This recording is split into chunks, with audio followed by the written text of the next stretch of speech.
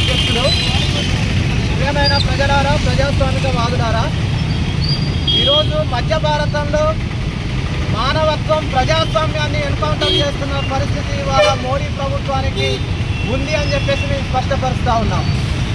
మావోయిస్టులని 2026 మార్చి 31 వరకు అంతం చేస్తామని చెప్పేసి బహిరంగంగా ప్రకటించినటువంటి మోడీ, దీనికి అర్థం చిట్ట చివరగా ఉన్నటువంటి మావోయిస్టు ఒక్కలనైనా మేము బ్రతకనీయమని చెప్పేసి ఇవాళ చట్టబద్ధానికి వ్యతిరేకంగా మాట్లాడుతున్నటువంటి పరిస్థితిని ఇవాళ చూస్తూ ఉన్నాం.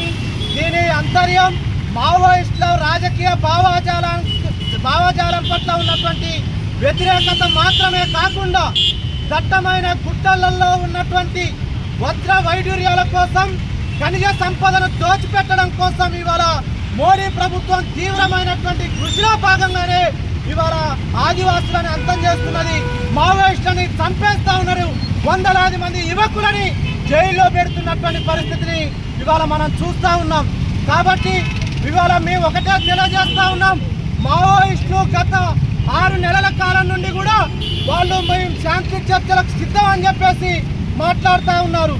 ఆ శాంతి చర్చలకు సిద్ధం అన్న తర్వాత కూడా వాళ్ళు ప్రజాస్వామ్యయుతంగా వస్తామని చెప్పినప్పటికీ కూడా ఈ ప్రజాస్వామిక ప్రభుత్వం అని చెప్పుకునేటటువంటి బీజేపీ ఎందుకు శాంతి చర్చలు చేపట్టడం లేదని చెప్పేసి మేము పీడీఎస్గా ప్రశ్నిస్తూ ఉన్నాం. ఇవాళ ఆధిపత్యాన్ని వ్యతిరేకించినటువంటి ఆదివాసులని అంతమందించడం అంటే ఇది ఆటవికమైనటువంటి నీతి. ఇవాళ ప్రజాస్వామ్యయుతంగా రాజకీయపరమైనటువంటి సమస్యలను చర్చించి నిర్ణయాలు తీసుకోవడం అనేది ప్రజాస్వామ్యం అవుతుందని చెప్పేసి మేము తెలియజేస్తా ఉన్నాం. కాబట్టి అనేక మంది ఆదివాసులను